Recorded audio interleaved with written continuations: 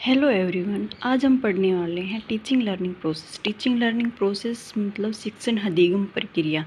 क्या होता है टीचिंग? टीचिंग होता है कि व्यवहार में परिवर्तन। शिक्षण अधिगम क्या होता है? व्यवहार में परिवर्तन, चेंज इन बिहेवियर। कि हम टीचिंग से इंसान के, विद्यार्थी के व्यवहार में परिवर्तन कर सकते हैं।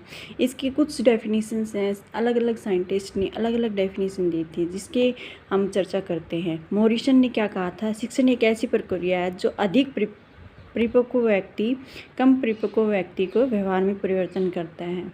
कि भाई जो जिसको ज़्यादा पता है, ये नहीं कह रहे कि भाई ज़्यादा बड़ा है या छोटा है।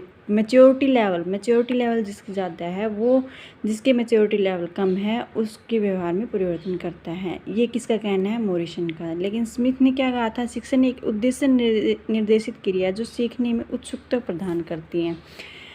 गेज ने क्या कहा था? शिक्षण में पारस्परिक प्रभाव शामिल होते हैं जिनका उद्देश्य दूसरों की व्यवहारिक क्षमता का विकास करना है। दूसरों की व्यवहारिक क्षमता कितनी है उसका विकास करना होता है। इसके अंदर हमारे पास दो चीज़ें आती हैं, एक आता है शिक्षण, एक आता है अनुदेशन। शिक्षण और अनुदेशन क्या होते हैं? शिक्षण में क्या होता है कि हम शिक्षक और छात्र दोनों शामिल होते हैं शिक्षण में।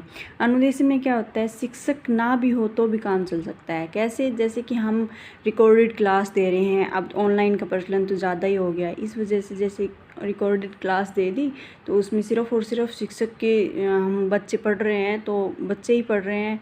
यहाँ पे टीचर का उस टाइम पर कोई रोल नहीं होता जिस टाइम पर बच्चा पढ़ रहा होता है। लेकिन शिक्षण क्या होता है?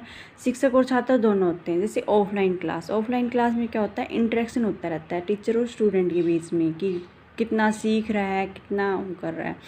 अनुदेशन शिक्षण में शामिल होता है, लेकिन अनुदेशन को शिक्षण नहीं कहा जा सकता। शिक्षण क्या होता है? तीनों पर टाइप में होता है। ज्ञानात्मक भी होता है, क्रियात्मक भी होता है, भावात्मक भी होता है। लेकिन अनुदेशन क्या होता है? सिर्फ ज्ञानात्मक पक्ष पर बल देता है। अब हमारे पास आता है शिक्षण के चर। शिक्षण के हमारे पास 3 चर होते हैं। कौन कौन से? स्वतंत्र चर, आश्रित चर और हस्तक्षेप। स्वतंत्र चर कौन होता है? टीचर। कि टीचर अपनी मर्जी से टॉपिक पढ़ा रहा है। लेकिन आश्रित कौन होगा? स्टूडेंट किसके ऊपर डिपेंडेंट होगा? टीचर पर, कि टीचर कितना पढ़ा रहा है। हस्तक्षेप मध्यस्थ क्या होता है? पाठ्यक्रम,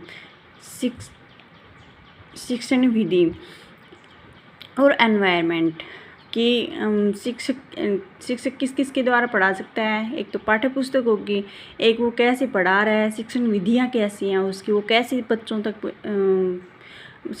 कैसे बच्चों को समझा सकता है। इस प्रकार की विधियों को क्या कहते हैं? मध्यस्थ या हस्तक्षेप।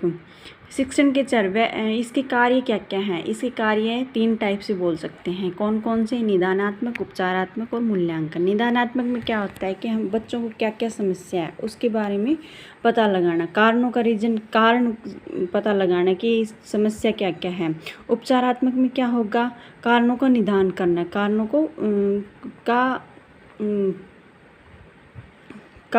निदानात्मक में तो हम क्या करते हैं? कारणों का पता लगा लेते हैं कि भाई समस्या कहाँ पर है, और उपचारात्मक को उसको कंप्लीट करते हैं, पूरा करते हैं कि जो समस्या आ रही है उसको, प्रॉब्लम को सोल्व करते हैं। मूल्यांकन में क्या होगा? व्यवहार में परिवर्तन के आधार पर। Thank you.